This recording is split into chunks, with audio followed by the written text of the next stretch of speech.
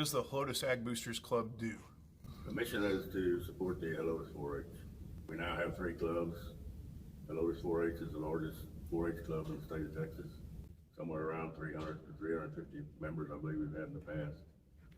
And we've always been able to support them with a place to have their meetings, projects, and other things that they need money for. Past few years, I think they've had around 26 different projects involved in the Helotes 4-H, from raising livestock to photography to food and nutrition, sewing, shooting sports, archery, sports fishing, wildlife, you name it. They got it as long as we have a volunteer to lead the projects. The Helotes Ag Booster Club started at Bronze Hall in 1983 under the oak tree by the baseball bleachers, where 13 members got together and decided we needed a booster club. And from there on, it just kept going. I think the next meeting we elected officers, and we moved on up, and from there to here, and it's been ever since then, it's been a great go.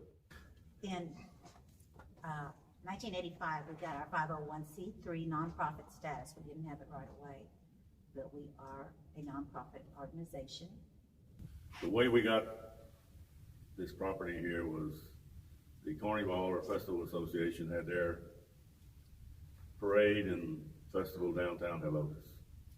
So they wanted to move to a permanent home also. And they called me one day and asked me if we thought we would like to buy a piece of property next to them that they had a little bit more than they could handle.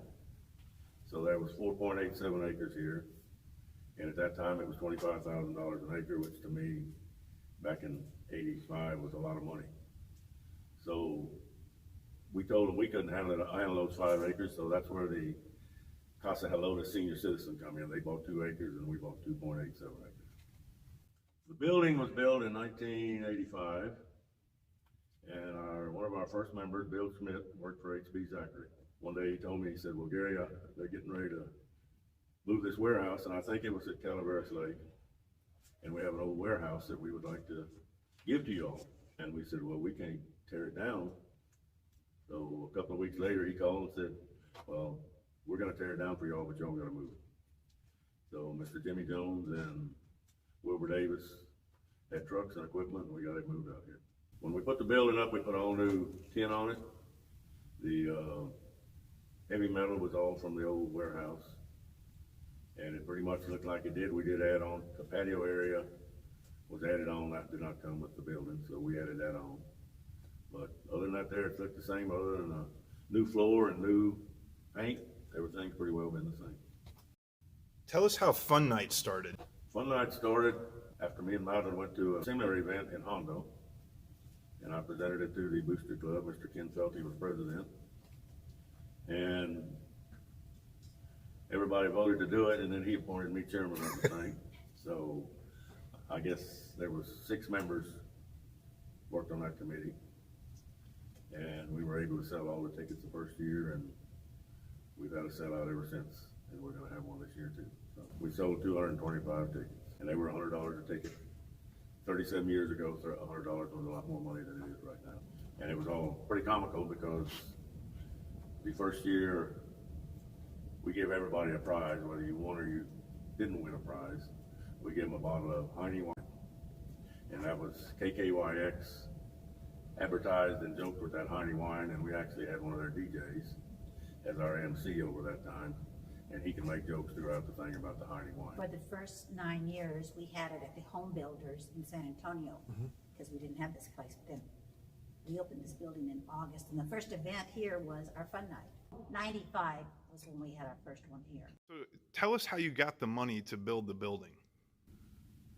Well, we started doing our Fun Nite. Like we've said, this is our 37th one.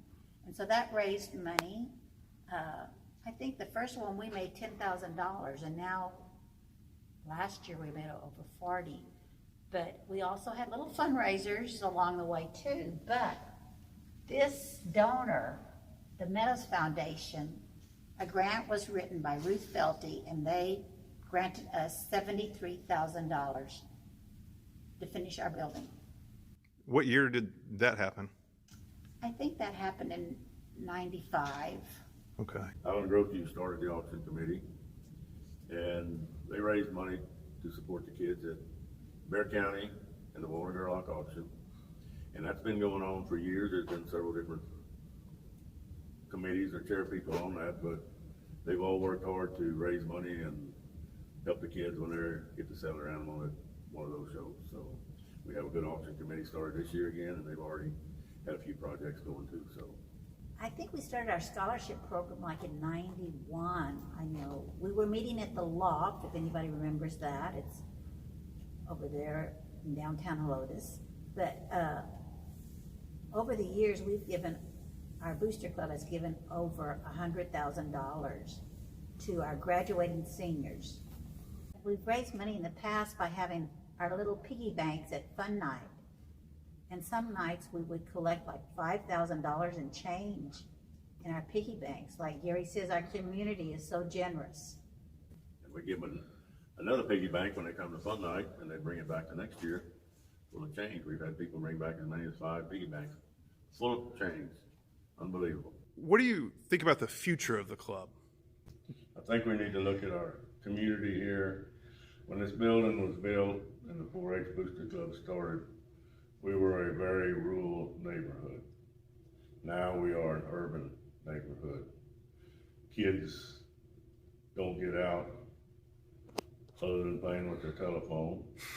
And we're hoping that our property in Medina County will give these kids an opportunity to reach out and have some fun out in the country and play in the water and do things that maybe I did back when I was young. And my big dream is that we will have a booster club here for many, many years to come. In 1963, Helotes 4-H started with 13 young children, and we've come a long way. And in 1995, when we opened this building, it was dedicated to the youth of Helotes 4-H by the Helotes 4-H Booster Club. And our goal and the 4-H's goal is to make the best better.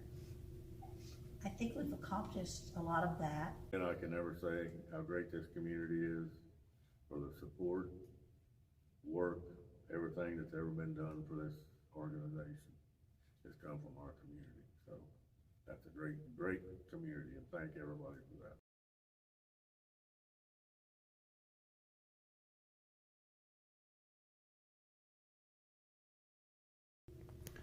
So if the kids do things you did when you were young, what's the chance of them going to prison? Probably very good. Tell us what was around here. The Taco Bell was already here. Walmart was already here. Oh, there was nothing here. These were fields and Oh, don't take this. Come over just a little bit, Gary, and it'll block that. Yeah, there. That blocks the light. I come off my head. With your honey. He's got to find out. Yeah. I bet they stopped making that. Read that little short one right there. Hiney in the window. Empty Hiney wine cans make beautiful window shade pulls. Just tie one end of the cord around your Hiney and attach the other end to your window shade. Your shades will no longer get soiled from constant handling. Just pull on your Hiney to move them up and down. Your neighbors will be impressed when they spot Hiney hanging in your home. Everyone will be asking, who's the little Hiney in the window? This is funny. You can order a poster. Oh, we probably have some posters someplace. I should look. Arlington, Texas.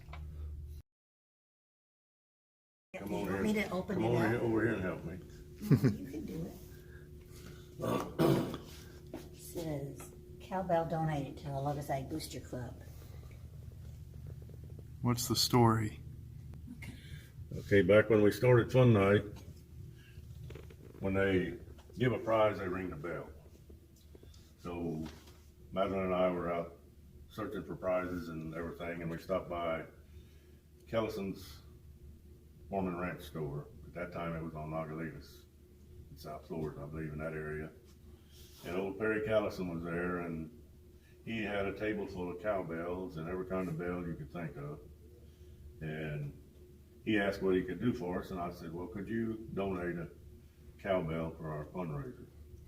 So he told Madelyn to go pick out whatever cowbell she wanted, and she picked out this cowbell, and it has been ringing at all 36 Fun Nites, and we'll be on the 37th.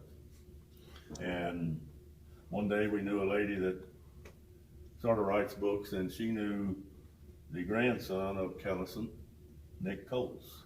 He's an author and he writes books. Well, he wanted the history of some of the countryside, as they own the Kellison Ranch over on 471.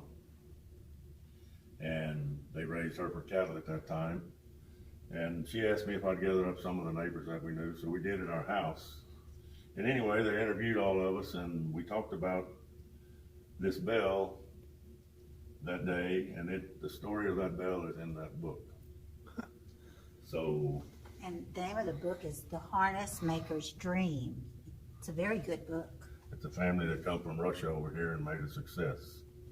The story on the Kellison, when he had his main store downtown by the courthouse, he also had a radio show every morning that come on like at 6 o'clock in the morning.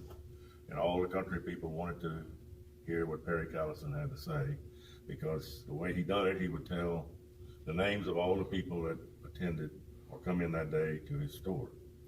And a lot of times we would go in, me and my brother with our daddy, and the next day Perry Kellison would say, well, old Howard Schott and them two boys were in, they were on every saddle and piece of furniture I had in here that morning. And you know, it was just something you wanted to hear about your family. Plus he always told who passed away in the community before the show was over. So that was a great story. I don't know if there's any copies of any of that, but I'm sure it is somewhere.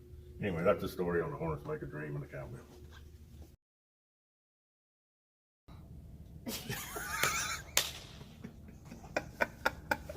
We'll cut that I'm out. not touching that one.